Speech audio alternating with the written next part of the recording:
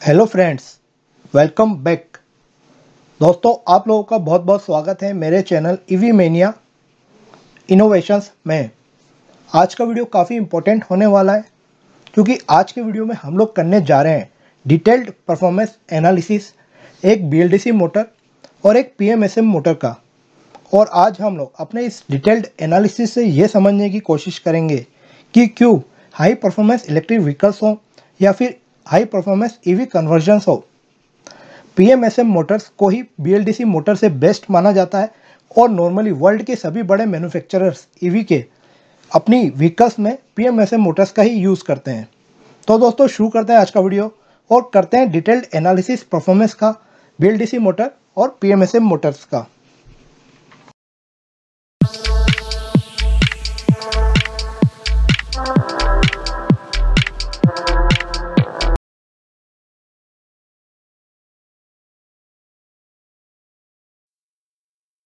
यहाँ पर आप दोस्तों जो पहला ग्राफ देख रहे हैं, जो पहला कर्व देख रहे हैं, वो बेसिकली एक बीएलडीसी मोटर का स्टैंडर्ड परफॉर्मेंस कर्व है। और इसके बाद जो आपको नीचे की तरफ दिखाई दे रहा है वो एक परमानेंट मैग्नेट सिंक्रोनस मोटर यानी कि पीएमएसएम मोटर का स्टैंडर्ड परफॉर्मेंस कर्व है। इन दोनों मोटर्स के बीच के डिफरेंस और पीएमएसएम मोटर के जो क्या क्या मेजर बेनिफिट्स होते हैं ओवर टू बीएलडीसी मोटर, इसके बारे में मैं अपने एक पिछले वीडियो में ऑलरेडी आपको डिटेल्स में बता चुका हूं। और मैं डिटेल में बता चुका हूं पीएमएसएम मोटर के वर्किंग प्रिंसिपल के बारे में। अगर आप लोगों ने मेरा ये वीडियो मिस किया हो तो उसका लिंक मैं अपने डिस्क्रिप्शन बॉक्स में आप लोगों को प्रोवाइड कर रहा हूं ताकि आप लोग मेरा इस वीडियो को देख पाएँ और जान पाएँ पीएमएसएम मोटर्स के बारे में। कैरेक्टर एनालिसिस कर लेते हैं टिपिकल परफॉर्मेंस का। और यहाँ पर हम लोग बीएलडीसी मोटर की बात करेंगे। जो बीएलडीसी मोटर का टिपिकल कैरेक्टर होता है परफॉर्मेंस का, टॉर्क का, वो होता है कि स्टार्टिंग में मोटर हायर टॉर्क देती है, लेकिन जैसे जैसे आपका आरपीएम बढ़ता जाता है वैसे वैसे टॉर्क काफ़ी कर्वेचर फॉर्म में शार्पली डाउन होता है। और जब आप पीक आरपीएम पर पहुँचते हैं तो इन मोटर्स का टॉर्क काफ़ी कम हो जाता है। अगेन रिपीट करता हूँ, स्टार्टिंग में हायर टॉर्क जो कि कर्वेचर फॉर्म में काफ़ी शार्पली डाउन होता है और पीक आरपीएम पे काफ़ी कम हो जाता है। हम लोग बात करें टिपिकल पीएमएसएम मोटर के टॉर्क कैरेक्टरिस्टिक की, तो इन मोटर की जैसी खासियत होती है वो है स्टार्टिंग में आपको हायर टॉर्क मिलता है, लेकिन ये जो हायर टॉर्क होता है ये आरपीएम बढ़ने के साथ साथ कर्वेचर फॉर्म में डाउन नहीं होता जैसे कि बीएलडीसी मोटर होता है, जबकि काफ़ी लिमिट तक, काफ़ी हायर जोन तक ये जो टॉर्क होता है ये कांस्टेंट रहता है। जैसे कि आप देख रहे हैं यहाँ पर आरपीएम बढ़ने के साथ साथ आरपीएम बढ़ रहा है, लेकिन जो टॉर्क है, हायर टॉर्क है, वो कांस्टेंट चला जा रहा है और तकरीबन मिड या उससे पहले पॉइंट तक ये कांस्टेंट रहता है। जब आपकी मोटर की मिड आरपीएम रेंज आ जाती है या उससे पहले, इन पीएमएसएम मोटर का फिर टॉर्क गिरना चालू होता है, लेकिन फिर भी ये जो गिरता है ये इतना शार्प फॉर्म में नहीं गिरता है। ये बीएलडीसी मोटर के कंपेरिजन में कम शार्पली डाउन होता है। और अगेन जब आप मोटर पीक आरपीएम के आसपास पहुंच जाती है तो इसका भी जो टॉर्क है वो कम हो जाता है। लेकिन जो इसका मेजर कैरेक्टर है वो ये है कि एक कांस्टेंट मैक्सिमम टॉर्क को काफ़ी हायर आरपीएम तक मेंटेन करके रखती है हमारी पीएमएसएम मोटर। और इसीलिए आपको हायर स्पीड पर भी ये मोटर अच्छा टॉर्क डिलीवर कर देती है, अच्छा परफॉर्मेंस दे देती है। सबसे पहले हम लोग एनालिसिस स्टार्ट करते हैं हमारी एक बीएलडीसी मोटर का। और यहाँ पर आप जो देख रहे हैं ये एक बीएलडीसी मोटर का स्टैंडर्ड परफॉर्मेंस कर्व है जिसमें कि आपको मेजरली 7 पैरामीटर दिखेंगे। सबसे पहले आता है आपका वर्टिकल लाइन्स में आप देखेंगे सबसे पहले स्टार्ट होता है वोल्टेज, और इससे आपको पता चलता है कि इस मोटर का ऑपरेटिंग वोल्टेज जो मैक्सिमम है वो जा रहा है तकरीबन 56 वोल्ट के आसपास। इसके बाद सेकंड आता है हमारा पावर, और ये जो है पावर इनपुट है दोस्तों, आपको याद रखना है पावर इनपुट का फिगर है जो सेकंड पिंक लाइन है। थर्ड वर्टिकल पिंक लाइन जो है करंट की है, यहाँ पर मोटर का करंट कंजम्पशन आता है जो कि मैक्सिमम जाता है तकरीबन 190 एम्पियर के आसपास। इसके बाद अगर हम लोग बात करें लेफ्ट हैंड साइड में वर्टिकल रो की, तो वो रिप्रेजेंट करती है आरपीएम को।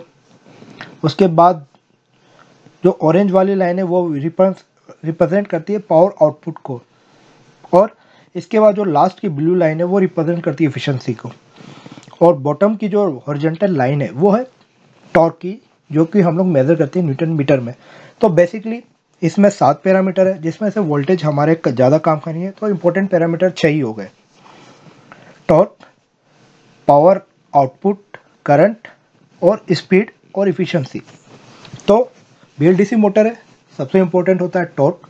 तो सबसे पहले हम लोग समझते हैं आरपीएम वर्सेस टॉर्क, यानी कि स्पीड वर्सेस टॉर्क के परफॉर्मेंस को इस BLDC मोटर में। और यहाँ पर आप जो रेड लाइन देख रहे हैं वो रेड लाइन रिप्रेजेंट कर रही है इस मोटर की स्पीड और टॉर्क के कैरेक्टर को। यहाँ पर आप क्लियरली देख सकते हैं कि मोटर का 2600 आरपीएम के आसपास में मैक्सिमम आपको टॉर्क मिलता है, जो कि होता है तकरीबन 15 पॉइंट के आसपास, 15.24 मैक्सिमम इस BLDC मोटर का टॉर्क है। पर ये 2600 के आसपास है, इसके पहले का यहाँ पर परफॉर्मेंस नहीं दिया है। और जैसे जैसे 2600 से ऊपर मोटर का आरपीएम बढ़ता है वैसे वैसे टॉर्क काफ़ी शार्पली कम होता जाता है, यानी कि जैसे जैसे आरपीएम बढ़ता है उसका टॉर्क काफ़ी शार्पली कम होता जाता है। और जब हम लोग पीक आरपीएम की बात करते हैं तकरीबन 4700 की, तो यहाँ पर टॉर्क तकरीबन 1 न्यूटन मीटर के आसपास आ जाता है। तो यहाँ पर आप लोगों ने देखा एक स्टैंडर्ड BLDC मोटर का भी परफॉर्मेंस वैसा ही होता है कि जैसे जैसे आरपीएम बढ़ता है वैसे वैसे टॉर्क काफ़ी शार्पली कम डाउन होता जाता है और इनिशियल में ज़्यादा होता है। तो ये टिपिकल BLDC मोटर का एग्जांपल। और यहाँ पर आपको इस टॉर्क कैरेक्टरिस्टिक को याद रखना है। इसके बाद अगर सेकंड पैरामीटर की बात करें तो होता है हमारी इफ़िशिएंसी। और यहाँ पर आप क्लियरली देख सकते हैं जो मेरी ब्लू वाली लाइन है वो इफ़िशिएंसी को रिप्रेजेंट करती है, और जो रेड वाली लाइन है लेफ्ट हैंड साइड में वो आरपीएम को रिप्रेजेंट कर रही है। तो जब इनिशियली मोटर की स्टार्टिंग होती है अप टू 500 आरपीएम से, यहाँ पर आप देख रहे हैं इफिशिएंसी काफ़ी कम है मोटर की, जो कि ये तकरीबन 10% के आसपास। धीरे धीरे जैसे जैसे आरपीएम बढ़ता है 20, 30, 40% इफिशिएंसी बढ़ती है और उसके बाद आगे बढ़ती जाती है, लेकिन कुछ एक पर्टिकुलरली स्पीड रेंज के लिए जो कि काफ़ी कम होती है। फॉर एग्जांपल 4500 स्पीड रेंज के लिए यहाँ पर जो इफिशिएंसी मिलती है वो आपको मिलती है 93% के आसपास की, लेकिन ये काफ़ी कम स्पीड रेंज के लिए। और जैसे आप इस स्पीड रेंज के फिर से नीचे आते हैं तो फिर से एफिशिएंसी डाउन हो जाती है आपकी अप टू 85% के आसपास। तो इनिशियल स्टार्ट में काफ़ी कम एफिशिएंसी रहती है, खाली थोड़े से आरपीएम जोन के लिए आपको हायर एफिशिएंसी मिलती है, लेकिन फिर आप लोअर आरपीएम जोन में आते हैं तो एफिशिएंसी आपकी कम हो जाती है। तो ये एक BLDC मोटर का टिपिकल कैरेक्टरिस्टिक होता है, काफ़ी छोटे से आरपीएम के लिए आपको हायर एफिशिएंसी मिलती है। और एवरेज एफिशिएंसी की बात करें तो इन मोटर्स की एवरेज एफिशिएंसी आज भी 85% के आसपास ही कंसिडर की जाती है। तो दो पैरामीटर हो गए इंपॉर्टेंट। अब हम लोग बात करते हैं पावर आउटपुट की, और जो ऑरेंज वाली लाइन है वो पावर आउटपुट को रिप्रेजेंट करती है, क्योंकि पावर इनपुट और पावर आउटपुट में एफिशिएंसी का ही फैक्टर होता है, इसलिए हम लोग पावर इनपुट की बात नहीं करेंगे, हम लोग बात करेंगे पावर आउटपुट की। कर्व में देख सकते हैं जो ऑरेंज कलर की लाइन हमारी पावर आउटपुट की है, उस कंडीशन में जो इनिशियल जब स्टार्ट होता है तब मेरा पावर आउटपुट जो होता है वो मिनिमम होता है। जैसे जैसे आरपीएम बढ़ता है वैसे वैसे पावर आउटपुट भी बढ़ता है। और अगर अभी इस मोटर के केस में बात करूं तो पीक आरपीएम के आसपास जाकर, जिसको कि हम लोग रेटेड आरपीएम भी बोलते हैं, वहाँ पर पावर आउटपुट मैक्सिमम होता है। और यहाँ पर आप देख सकते हैं कि अगर हम लोग पावर आउटपुट की बात करें तो मैक्सिमम पावर आउटपुट जो मोटर का मिल रहा है वो मिल रहा है 4299, और इस 4299 पे जो टॉर्क मिलेगा मैक्सिमम पावर आउटपुट पे वो मिलेगा 15.24, और जब स्पीड होने वाली है यहाँ पर तकरीबन 2700 के आसपास। और अगर इफिशिएंसी की बात करें इस मैक्सिमम पावर आउटपुट के पॉइंट पर तो होने वाली 85% की। तो अगर हम लोग इनपुट पावर की बात करें तो वो 15% हायर साइड होगा, तकरीबन होगा 5 किलोवाट के आसपास मैक्सिमम पावर होगा इस मोटर का। तो अगेन जैसे जैसे मोटर का आरपीएम बढ़ेगा वैसे वैसे मोटर का पावर आउटपुट भी बढ़ता जाएगा। तो ये हो गई typical characteristic of BLDC motor. और हम लोगों ने यहाँ पर 3 इंपॉर्टेंट फैक्टर्स की बात की है। बात की हम लोगों ने इफिशिएंसी की, बात की हम लोगों ने टॉर्क की और पावर आउटपुट की। दोस्तों हम लोग चाहें तो करंट की भी बात कर सकते हैं, पर चूंकि करंट का डायरेक्ट रिलेशन टॉर्क से होता है और काफ़ी कुछ जो करंट की लाइन है वो टॉर्क को फॉलो करती है, उसी कैरेक्टर को फॉलो करती है, तो हम लोग करंट की बात नहीं करेंगे। अब हम लोग ऐसा ही सिमिलर परफॉर्मेंस की एक PMSM मोटर के परफॉर्मेंस कर्व को एनालिसिस करेंगे, समझने की कोशिश करेंगे इन दोनों के बीच के मेजर डिफरेंसेस को इन टर्म्स ऑफ परफॉर्मेंस।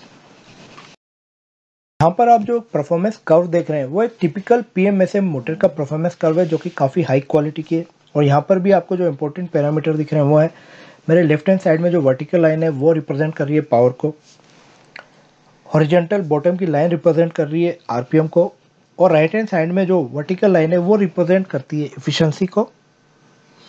तो अब हम लोग डिटेल्ड एनालिसिस करते हैं और ये समझने की कोशिश करते हैं सभी इंपॉर्टेंट पैरामीटर्स पर इस पीएमएसएम मोटर के परफॉर्मेंस को। पहले हम लोग बात करते हैं हमारी पीएमएसएम मोटर के सबसे इम्पोर्टेंट और हमारे इलेक्ट्रिक व्हीकल्स के लिए सबसे इम्पोर्टेंट पैरामीटर को, जो कि होता है टॉर्क। और यहाँ पर आप जो एक ब्लू कलर की बॉटम में लाइन देख रहे हैं और इसी के साथ साथ आपको एक हाईलाइटेड लाइन भी मैंने ड्रॉ की हुई आपके अंडरस्टैंडिंग के लिए, तो ये रिप्रेजेंट कर रही है टॉर्क को, और बॉटम की लाइन चूंकि रिप्रेजेंट करती है आरपीएम को, तो हमारे पास ये हो गया टॉर्क वर्सेस आरपीएम का कैरेक्टर। तो एनालिसिस करते हैं। मोटर का जो परफॉर्मेंस टॉर्क स्टार्ट होता है वो होता है 500 आरपीएम से। 500 से आपको यहाँ पर टॉर्क स्टार्ट होता हुआ दिखेगा, जो कि जाता है आपका तकरीबन 47 न्यूटन मीटर के आसपास पीक। अब ये जो टॉर्क है, क्योंकि आप लोगों ने देखा कि बीएलडीसी मोटर में स्टार्टिंग में तो आपको हाई टॉर्क मिलता है, लेकिन जैसे जैसे आरपीएम बढ़ता है वो शार्पली कर्व फॉर्मेट डाउन होता हुआ जाता है। लेकिन यहाँ पर ऐसा होता नहीं है। यहाँ पर आपका जो टॉर्क होता है कांस्टेंट होता है काफ़ी हायर आरपीएम तक, और यही एक टिपिकल पीएमएसएम मोटर का मेजर परफॉर्मेंस क्राइटेरिया होता है, क्योंकि ये मोटर्स जो होती हैं अपना स्टार्टिंग का हाई टॉर्क मेंटेन रखती है हायर आरपीएम तक। और यहाँ पर आपको क्लियरली दिखेगा अप टू 1300 आरपीएम तक ये जो हायर टॉर्क है वो मेंटेन रहता है, और उस 1300 आरपीएम के बाद ये टॉर्क स्लोली गिरना चालू होता है। लेकिन ये जो गिरने का कर्व है ये काफ़ी कम होता है और काफ़ी धीरे धीरे गिरता है रिस्पेक्ट ऑफ आरपीएम। और इसके बाद अगर हम लोग बोलें तो 2050 तक के आरपीएम तक ये मोटर मेंटेन कर लेती है 30 न्यूटन मीटर का टॉर्क, क्योंकि काफ़ी कम गिरावट होती है टॉर्क में आरपीएम के रिप्रेजेंट में, इसलिए 2050 के आरपीएम भी आपको 30 न्यूटन मीटर का टॉर्क मिल जाता है। अब अगर हम लोग बात करें एक और इम्पोर्टेंट पैरामीटर की, वो होता है हमारा पीक आरपीएम पर टॉर्क का। तो यहाँ पर आप क्लियरली देख सकते हैं कि इस पीएमएसएम मोटर में आपको पीक 4141 के आरपीएम पर भी 60 न्यूटन मीटर का हाई टॉर्क मिल रहा है, यानी कि मोटर इतना हाई टॉर्क इतने हाई आरपीएम पर भी मेंटेन करके रख रही है, जो कि है 16 न्यूटन मीटर का। तो ये तो बात हुई हमारे टिपिकल पीएमएसएम मोटर के टॉर्क कैरेक्टरिस्टिक की, जिसमें आप लोगों ने देखा कि पीएमएसएम मोटर का जो टॉर्क होता है इनिशियली काफ़ी हाई आरपीएम तक कांस्टेंट रहता है, एकदम हाई मिलता है, आपको गिरता नहीं है। और उसके बाद भी जो इसका डिक्लाइन होता है कर्व फॉर्म में वो काफ़ी कम होता है, और हायर आरपीएम पर भी ये टॉर्क आपको काफ़ी ज़्यादा मिलता है। जैसे मोटर के टॉर्क परफॉर्मेंस को और अच्छी तरह से समझने के लिए थोड़ी सी कैलकुलेशन कर लेते हैं। सपोज कि मैं एक पीएमएसएम मोटर को, इस सेम पीएमएसएम मोटर को 1:7 रिडक्शन रेशियो के साथ यूज़ करता हूं, तो मेरा टॉर्क कितना होगा। सबसे पहले चूँकि हायर स्पीड पे मेरे को मिल रहा है 16 न्यूटन मीटर का टॉर्क, जो कि होती है 4141 kmph की, तो अगर मैं 12 इंच के भी व्हील यूज़ करता हूँ तो 7:1 के रिडक्शन के साथ 52 kmph की स्पीड मिलती है मेरे को।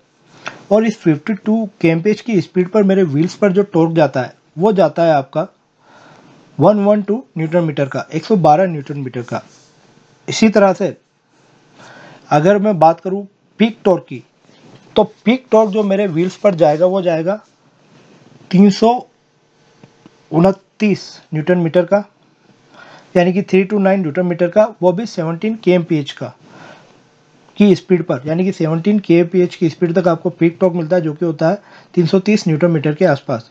इसी तरह से एक मोटर स्पीड की बात कर लीजिए, मान लीजिए मैं अपनी गाड़ी को 26 kmph पर चला रहा हूँ, तब इस कंडीशन में 26 kmph पर फुल लोड पे भी जो टॉर्क मेरी मोटर डिलीवर करेगी वो करेगी 210 न्यूटन मीटर का।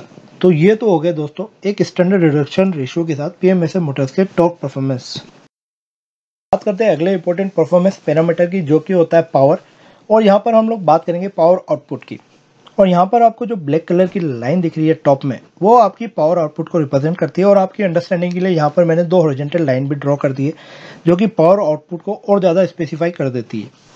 यहाँ पर आप देखेंगे हमारे आरपीएम के रिफरेंस में, जो कि बॉटम की हॉरिजॉन्टल लाइन है आरपीएम की है, इनिशियल स्टार्टिंग में जो होता है आपका पावर आउटपुट काफ़ी कम होता है, लेकिन जैसे ही आप पहुँचते हैं तकरीबन आपके 1200 आरपीएम के आसपास, यहाँ पर आपका पावर आउटपुट मैक्सिमम जोन में चला जाता है। और इस पावर आउटपुट का मैक्सिमम जोन जो है वो होता है आपका 6000 से लेके 7000 वाट का पावर आउटपुट, और हायर स्पीड तक 1500 के बाद की यानी कि 1400 से बाद की हायर स्पीड तक आपको जो पावर आउटपुट मिलता है वो तकरीबन 6 से 7 किलोवाट के बीच में ही रहता है। तो दोस्तों ये तो पावर आउटपुट की बात हुई है। अगर इन पावर इनपुट की बात करेंगे तो वो तो तकरीबन 8000 वाट के आसपास चला जाता है। अब अगर हम लोग मैक्सिमम बात करें तो ये जो PMSM मोटर है ये तकरीबन 7000 वाट का मैक्सिमम पावर आउटपुट डिलीवर करती है 3500 के RPM पर, और यहाँ पर इसकी इफ़िशियंसी होती है 94%, और कंटिन्यूस पावर आपको मिलता है 6000 वाट के ऊपर अप टू 4141 RPM तक।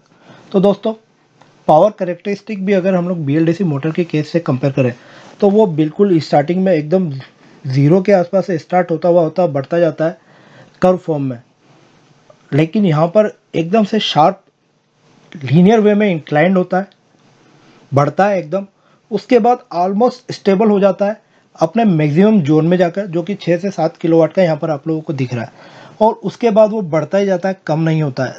तो सडन राइज होता है पावर के परफॉर्मेंस में, और उसके बाद वो ऑलमोस्ट स्टेबल हो जाता है, जबकि BLDC मोटर में धीरे धीरे बढ़ता है।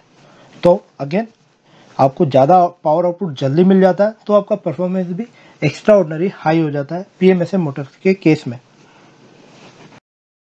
अगला और थर्ड इम्पोर्टेंट पैरामीटर पे जिसके हम लोग बात करने वाले हैं वो होने वाली एफिशिएंसी, और एफिशिएंसी से डायरेक्ट लिंक होता है हमारे व्हीकल की ट्रेवल रेंज का, क्योंकि जितनी ज़्यादा एफिशिएंसी होगी उतनी ज़्यादा ट्रेवल रेंज मिलेगी, क्योंकि उतना कम पावर कंजप्शन होगा। अब PMSM मोटर चूँकि अपनी हाई एफिशिएंसी के लिए जानी जाती है, तो बात कर लेते हैं एफिशिएंसी की। अब इस मोटर की जो एफिशिएंसी होती है स्टार्टिंग में तो हाई होती है और धीरे धीरे RPM के साथ साथ बढ़ती जाती है। यहाँ पर आप क्लियरली देख रहे हैं कि तकरीबन 2250 के बाद इस मोटर की जो एफिशिएंसी है वो 90% के अबव जोन में निकल जाती है, और इस 2250 से लेकर 4100 तक के RPM जोन में इस मोटर की जो एफिशिएंसी होती है वो 90 से प्लस ही कंटिन्यूस मेंटेन रहती है। और सबसे अच्छी बात ये है कि इस मोटर की जो पीक एफिशिएंसी आपको मिलती है जो कि 97% के आसपास होती है, वो मिलती है तकरीबन 3300 RPM के आसपास। 3300 RPM पे ये मोटर अपनी पीक एफिशिएंसी 97% डिलीवर कर देती है, और एवरेज एफिशिएंसी 90% या ऊपर रखती है 2500 से लेकर 4100 RPM के आसपास। और अगर हम लोग हाईएस्ट RPM जो कि 4141 है उस पर बात करें तो इस मोटर की जो पीक एफिशिएंसी जाती है वो जाती है 93% के आसपास। तो जहाँ BLDC मोटर की जो एफिशिएंसी होती है वो आपकी 60-70% से स्टार्ट होती है और धीरे धीरे बढ़ती है, और ऊपर में भी मैक्सिमम थोड़े से टाइम के लिए मेंटेन होती है 93% के आसपास। यहाँ पर कंटिन्यूस मैक्सिमम जो स्पीड जोन होती है जिस पे हम लोग ज़्यादातर गाड़ी को ड्राइव करते हैं स्पीड जोन में, हायर स्पीड जोन में, उसमें 90% के ऊपर ही मेंटेन रखती है और 97% तक पिक चले जाती है। तो आराम से 15% का एवरेज एफिशिएंसी डिफरेंस मिल जाता है, क्योंकि BLDC मोटर की एवरेज एफिशिएंसी आती है आपकी 80 से लेकर 85% के बीच में, जबकि PMSM मोटर की आपने देखा कि 90 से लेकर 97% के बीच में एवरेज एफिशिएंसी होती है। तो 10% का डायरेक्टली एफिशिएंसी का डिफरेंस आपकी PMSM मोटर में आ जाता है। तो दोस्तों ये था PMSM motor versus BLDC motor का डिटेल परफॉर्मेंस एनालिसिस, और मैं आशा करता हूँ कि आप लोगों को ये चीज़ अच्छी तरह से समझ में आ गई होगी कि क्यों PMSM मोटर का जो परफॉर्मेंस होता है वो BLDC मोटर से काफ़ी अच्छा होता है, और इसीलिए PMSM मोटर को ही मैक्सिमम इलेक्ट्रिक व्हीकल्स में प्रीफर किया जाता है हाई परफॉर्मेंस के लिए। तो दोस्तों थैंक यू वेरी मच मेरे इस वीडियो को देखने के लिए, और मैं आप लोगों से हाथ जोड़ के हम्बल रिक्वेस्ट करता हूँ हमेशा की तरह कि प्लीज़ अपने एनवायरनमेंट को प्रोटेक्ट करने की हर संभव कोशिश करें, जितना संभव हो सके अपने कार्बन फुटप्रिंट को कम से कम रखें। Thank you very much.